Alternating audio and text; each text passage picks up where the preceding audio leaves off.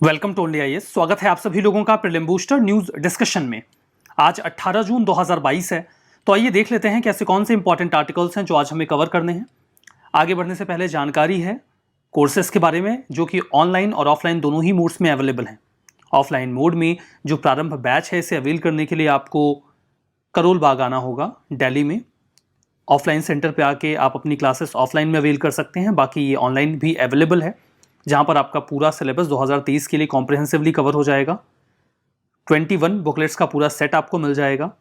8 sectional, 4 full length means के test होंगे, dedicated mentorship होगी और सी सेट की वीडियो लेक्चर्स अवेलेबल रहेंगे। इस बारे में आपको कोई जानकारी चाहिए तो आप इस नंबर पर कॉल कर लीजिए या फिर यहाँ पे मेल भी कर सकते हैं। हमारा पहला आर्टिकल मिट्टी कूल रेफ्रिजरेटर के बारे में है। ब्यूरो ऑफ इंडियन स्टैंडर्ड ने इसे डेवलप किया। इन्वेंट किसी और ने किया है। किसने इन्वेंट किया है अभी मैं आपको बताता हूं। ये एक नॉन इलेक्ट्रिक कूलिंग कैबिनेट है, एक ऐसा स्पेस वाला एरिया जहां पर आप चीजें रख सकते हैं। कुल मिला के ये मिट्टी से बना हुआ एक फ्रिज है। चूंकि मिट्टी से बना है इसीलिए इसे नाम भी दिया गया है मिट्टी कूल। देखिए, ऐसा जैसा आप इमेज में देख रहे हैं, इसे इन्वेंट किया है श्री मनसुख भाई जी ने, श्री मनसुख भाई प्रजापति जी ने, जो कि गुजरात से बिलोंग करते हैं।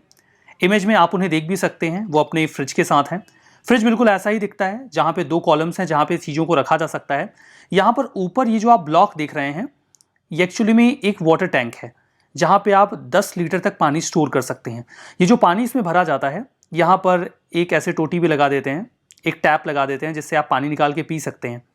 इस पानी का इस्तेमाल पीने के लिए भी किया जा सकता है और ये पानी इस फ्रिज को ठंडा भी रखता है। तो दोनों काम इसी पानी के पास होता है, जो ऊपर के इस टैंक में भर दिया जाता है। यहां पे जो टेक्नोलॉजी वर्क करती है दैट इज इवेपोरेटिव कूलिंग। जो इवेपोरेटिव कूलिंग है, जिसे कई दफा एडियाबैटिक कूलिंग भी कहा जाता है। देखिए कैसे काम करती है। मिट्टी का चूंकि सरफेस है, तो जो हीट है वो पानी के साथ इवेपोरेट होती है।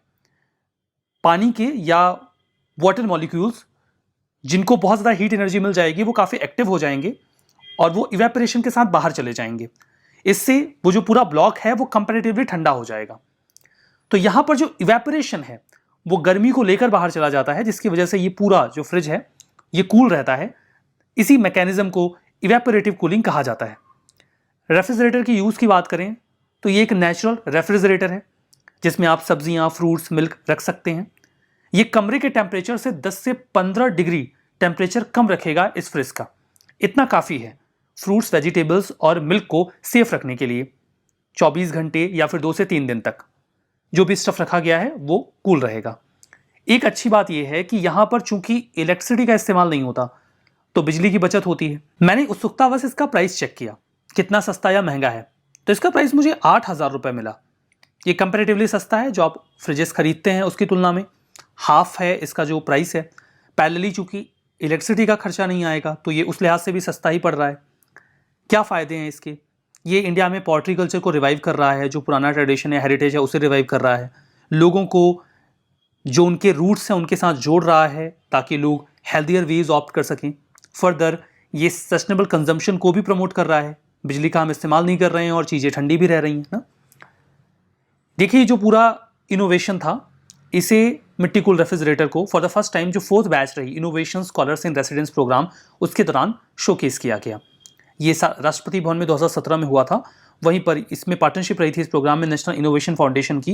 तो पहली बार वहाँ पर इसे शोकेस किया गया। उसके बाद इसका कमर्शियलाइजेशन स्टार्ट किया गया। जो प्रोग्राम है उसे, ये जो ग्रास रूट इनोवेशन है, इसको सपोर्ट करता है। हम बेसिकली बात कर रहे हैं इस प्रोग्राम की, innovation scholars in residence program के बारे में। हमारा नेक्स्ट आर्टिकल आसियान के बारे में है।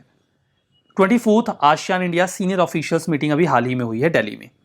नाम से समझ में आ रहा है, आसियान और इंडिया के जो सीनियर ऑफिशियल्स हैं वो आपस में मुलाकात करेंगे, बातचीत करेंगे, प्लान्स बनाएंगे। आसियान की बात करें तो ये एक रीजनल ग्रुपिंग है जो इकोनॉमिक, पॉलिटिकल और सिक्योरिटी कोऑपरेशन को प्रमोट करता है। आसियान कब बना? 1967 में इसको बनाया गया था बैंकॉक, थाईलैंड में। उस दौरान वहाँ पे आसियान डिक्लेरेशन साइन किया गया था, जिसे अल्टरनेटिवली बैंकॉक डिक्लेरेशन भी कहा जाता है। जो फाउंडिंग कंट्रीज थी वो थी इंडोनेशिया, मलेशिया, फिलीपींस, सिंगापुर और थाईलैंड। इन 5 लोगों ने मिलकर इसे शुरू किया। लेटर ऑन हम आगे बढ़ते हैं आसियान के बारे में। जो चेयरमैनशिप है इस इंस्टीट्यूशन की, वो रोटेट करती है सभी मेंबर स्टेट्स में। 10 देश हैं इसमें शामिल अल्फाबेटिकली। आसियान में जो 10 देश वर्तमान में हैं वो सभी साउथ ईस्ट एशियन स्टेट्स हैं। 2000 Brunei, Cambodia, Indonesia, Laos, Malaysia, Myanmar, Philippines, Singapore, Thailand, Vietnam. अगर किसी ऑर्गेनाइजेशन में 10, 15, 20 तक भी मेंबर्स हैं तो आप उनके नाम याद रखिए, क्योंकि क्वेश्चन आपसे पूछा जा सकता है। उससे ज़्यादा हैं तो फिर आपको सारे नाम याद रखने की आवश्यकता नहीं है, कौन कौन सी कंट्रीज़ हैं। इतना याद रख लीजिए, इंडिया है कि नहीं है, चाइना है कि नहीं है, पाकिस्तान है कि नहीं है, इतना आप पता कर लीजिए, या यूएसए है कि नहीं है। तो ये 4-5 देश उसमें शामिल हैं या नहीं है वो देख लीजिए, इतने से बात बन जाती है। सिग्निफिकेंस की बात करें तो ये 650 मिलियन लोगों को अकोमोडेट करता है और ग्लोबल जीडीपी में 2.8 ट्रिलियन कंट्रीब्यूट करता है। इंडिया का 4th लार्जेस्ट ट्रेडिंग पार्टनर भी है आसियान। इंडिया और आसियान के बीच में 86.9 बिलियन का ट्रेड भी होता है। इस मीटिंग के बारे में बात करते हैं जो अभी हाल ही में हुई है।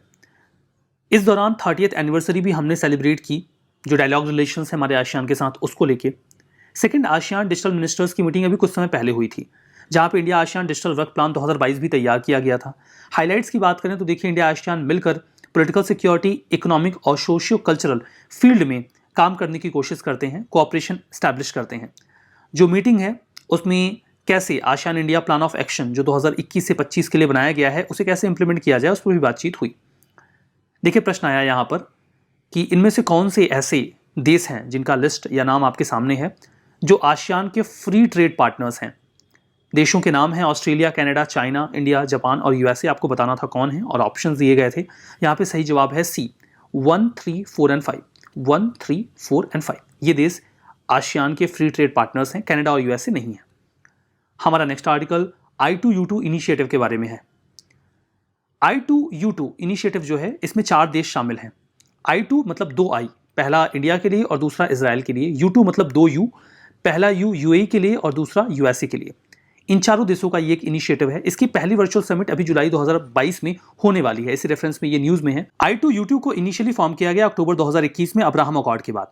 अब्राहम अकॉर्ड वही अकॉर्ड था जिसके तहत यूएई ने इजराइल के साथ में रिलेशंस को इंप्रूव किए, जहां पे दोनों ने मैरीटाइम सिक्योरिटी, इंफ्रास्ट्रक्चर और ट्रांसपोर्ट के फील्ड में रीजन में कोऑपरेट करने का प्लान बनाया।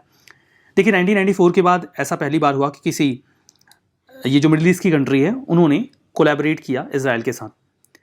उसी समय ये प्लान बना कि हम एक इंटरनेशनल फोरम बनाते हैं इकोनॉमिक कोऑपरेशन के लिए, जिसमें ये दोनों देशों के अलावा इंडिया और यूएस भी शामिल हो गए। इसे कई बार वेस्ट एशियन क्वाड के नाम से भी पुकार दिया जाता है। I2U2 इनिशिएटिव जो है इसमें इंडिया, इजराइल, यूएसए और यूएई है। ये ग्रेट अचीवमेंट है, जियोपॉलिटिकल चेंज है जो इस रीजन में हो रहा है। यूएई इजराइल के साथ कोलैबोरेट कर रहा है। दोनों अलग अलग एक्सिस पे रहने वाले देश हैं जो आपस में हमेशा एक दूसरे के प्रति तलखी रखते हैं। देखिए, इसके माध्यम से ये जो अलायंस है, जो पार्टनरशिप है वो थोड़ी स्ट्रांग हो सकेगी। इंडिया भी और अच्छी तरीके से इजराइल के साथ में रिलेशंस को स्टेबलाइज कर पाएगा और यूएई के साथ तलखी नहीं बढ़ेगी, क्योंकि यूएई खुद भी इसमें शामिल हो गया है। अब्राहम अकॉर्ड का एडवांटेज ये रहा कि इंडिया अब एडवांटेज ले सकता है इजराइल के साथ रिलेशंस को या एंगेजमेंट को और बढ़ा सकता है, और अरब स्टेट्स इस पर कम आपत्ति जताएंगे। मार्केट चूंकि इंडिया का काफ़ी बड़ा है तो ये देश इंडिया के मार्केट को एक्सेस कर पाएंगे। फर्दर इंडिया कुछ हाईटेक और हाईली सॉट आफ्टर गुड्स बनाता है। सॉट आफ्टर गुड्स ऐसे गुड्स होते हैं जो बहुत अच्छी क्वालिटी के हों या जिसकी चाहत लोगों में हो, तो इंडिया ऐसी चीज़ें बनाता है तो ये ग्रुपिंग उसका फ़ायदा उठा पाएगी। जो अलायंस है इसके माध्यम से ये काइंड ऑफ एक पॉलिटिकल या सोशल अलायंस के तौर पे काम करेगा। देखिए, एक प्रश्न 2016 में आया था आरसीईपी के बारे में कि आरसीईपी जो है ये ग्रुप है, ये किसके कॉन्टेक्स्ट में न्यूज़ में रहता है या रहा। इसका सही जवाब था आसियान। आसियान के रेफरेंस में ये न्यूज़ में था। हमारा next article 12th ministerial conference के बारे में है, WTO के। पहली मतलब for the first time in a decade WTO के जो मेंबर्स हैं उन्होंने हिस्टोरिक डील फाइनलाइज की है। ये इसमें जो भी डील्स रही हैं वो मोर और लेस इंडिया के फेवर में रही हैं। 12th मिनिस्ट्रियल कॉन्फ्रेंस जो अभी हाल ही में हुई है 12 से 16 जून के बीच में, उसी दौरान ये कुछ डील्स हुई हैं। इसमें कुछ जो इंपॉर्टेंट डिसीजंस लिए गए उन पर बात करते हैं। पहला तो है ट्रिप्स वेवर। काफ़ी बात चल रही थी कि दुनिया में हर देश के पास वैक्सीन नहीं पहुंच पा रही है, क्योंकि वैक्सीन के ऊपर इंटेलेक्चुअल प्रॉपर्टी राइट्स होते हैं और फिर इसके लिए जो प्रीमियम होता है वो भी पे करना पड़ता है। अगर आप उसका जो भी प्रॉपर्टी राइट है वो खरीद के, इंटेलेक्चुअल प्रॉपर्टी राइट खरीद के फिर आप वैक्सीन बना रहे हो तो वो महंगा भी हो जाता है, एक्सेसिबल भी नहीं हो पाता। इस प्रकार के राइट्स को रेगुलेट किया जाता है WTO के ट्रिप्स के द्वारा, यानी कि trade related intellectual property rights के द्वारा। अभी हाल ही में इसमें वेवर दे दिया गया है वैक्सीन के ऊपर। मतलब जो भी कोविड की वैक्सीन है उन्हें कोई भी देश डेवलप कर सकता है और उन्हें जो इन्वेंटर्स हैं जिन्होंने इस वैक्सीन को बनाया हुआ है उन्हें कोई प्रीमियम चार्ज नहीं देना पड़ेगा। इससे वैक्सीन्स को बनाने में तेजी आएगी। इंडिया भी वो वैक्सीन्स बना पाएगा जिनके जो प्रीमियम्स हैं वो अभी तक हम पे नहीं कर रहे हैं या जिनसे अभी हमने अनुमति नहीं ली है, हम बना सकते हैं। और उसके बाद मैन्युफैक्चरिंग तेज होगी और इसकी एक्सेसिबिलिटी भी लोगों तक बढ़ेगी। तो कोविड-19 वैक्सीन को लेकर जो वेवर है, इसका फ़ायदा बहुत सारे लोगों को होने वाला है। दूसरा है फूड सिक्योरिटी के मामले में अभी अलाउ कर दिया गया। देखिए, एक चीज़ ये कही गई है कि अगर यहाँ पर वर्ल्ड फूड प्रोग्राम किसी देश को अनाज कह रहा है देने को कि हमें अनाज चाहिए, जो कि नॉन कमर्शियल पर्पस से वो मांग रहे हैं, ह्यूमैनिटेरियन पर्पस से, कहीं पे फूड की कमी है वो आपसे अनाज लेके वहाँ पे पहुँचाएंगे, तो कोई देश उनको मना नहीं करेगा। एक्सपोर्ट प्रोहिबिशन इम्पोज नहीं किया जाएगा, रिस्ट्रिक्शंस नहीं लगाए जाएंगे WFP को। हालांकि आप अपनी इंटरनल फूड सिक्योरिटी नीड को प्रायोरिटी दे सकते हैं। आपके पास सरप्लस नहीं है तो आप मना कर सकते हो, लेकिन है तो आप रिस्ट्रिक्शन नहीं लगाओगे, आप WFP को दोगे। दूसरा ये है कि जो एग्री सब्सिडी इंडिया देता है अपने यहाँ, उसको लेकर भी अभी रोक नहीं लगाई गई है, तो ये भी इंडिया के लिए एक पॉजिटिव आउटकम है। ई ट्रांसमिशन मोराटोरियम को कंटिन्यू रखा गया है। हालांकि इंडिया चाहता था कि मोराटोरियम हटा दिया जाए, बट हम इसे इसलिए नहीं कहेंगे कि इंडिया के अगेंस्ट में है, क्योंकि ये तो चला आ रहा है। ई ट्रांसमिशन मोराटोरियम पे हमने इसके पहले एक आर्टिकल डिस्कस भी किया था, जिसमें मैंने आपको बताया था कि कई सारी चीज़ें होती हैं जिनके ई ट्रांसमिशन पे किसी भी प्रकार का कोई कस्टम ड्यूटी नहीं लगता। जैसे कोई भी आप सॉन्ग किसी एक देश का दूसरे देश में जा रहा है, ऑडियो बुक्स जा रही हैं, वीडियो गेम्स जा रहे हैं, एक देश में ये डेवलप हो रहे हैं, दूसरे देश में बेचे जा रहे हैं, कोई कस्टम ड्यूटी नहीं लगती। ये 90s में जो मोराटोरियम है वो दिया गया था। उसके बाद धीमे धीमे ये हो रहा था, क्योंकि उस समय इतना ई ट्रांसमिशन होता नहीं था ना। अब तो बुक्स भी देखिए ऑडियो बुक के फॉर्म में आने लगी हैं।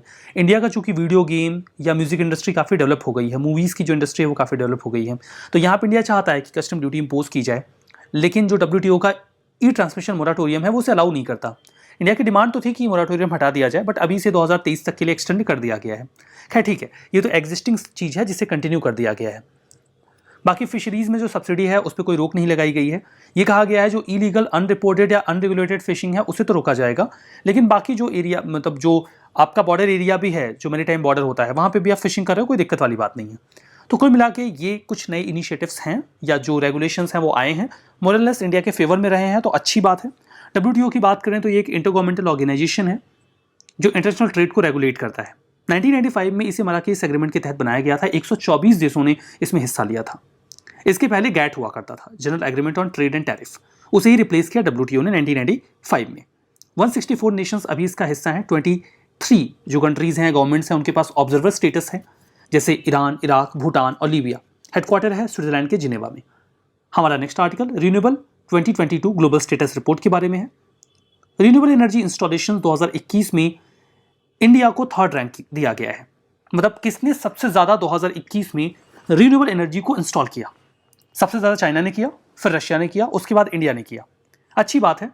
Renewable 2022 global status report publish की गई है REN 21 के द्वारा, या REN 21 आप बोल सकते हो। REN का फुल फॉर्म है रिन्यूएबल एनर्जी पॉलिसी नेटवर्क। 21 यहाँ पे 21st सेंचुरी को इंडिकेट करता है। REN 21 को बॉन 2004 में जब इंटरनेशनल कॉन्फ्रेंस हुई बॉन में, तो वहीं पर REN 21 को बनाया गया बॉन में।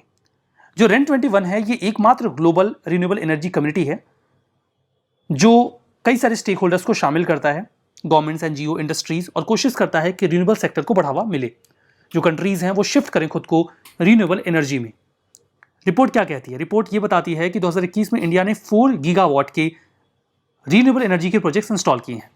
पूरी दुनिया में 3146 गीगावाट के प्रोजेक्ट्स इंस्टॉल किए गए हैं, और ये पिछले साल की तुलना में 11% ज़्यादा है।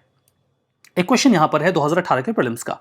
Momentum for change climate neutral now, ये इनिशिएटिव किसने लॉन्च किया? सही जवाब था UNFCCC सेक्रेटेरिएट ने। तो इस नेचर के प्रश्न आते हैं, तैयारी रहनी चाहिए। रिवीजन करते हैं। आसियान मेंबर्स हैं चाइना, इंडिया, क्रॉस कर दीजिए, ना तो चाइना है और ना ही इंडिया है। REN 21 2004 में बनाया गया, सही है। WTO हेडक्वार्टर्ड है फ्रांस के पेरिस में, स्विट्जरलैंड में है, तो ये गलत हो गया। I2U2 initiative India, Israel, UAE, USA हैं, ये तो सही है। तो आज का सेशन यहाँ पे समाप्त होता है। बहुत बहुत धन्यवाद।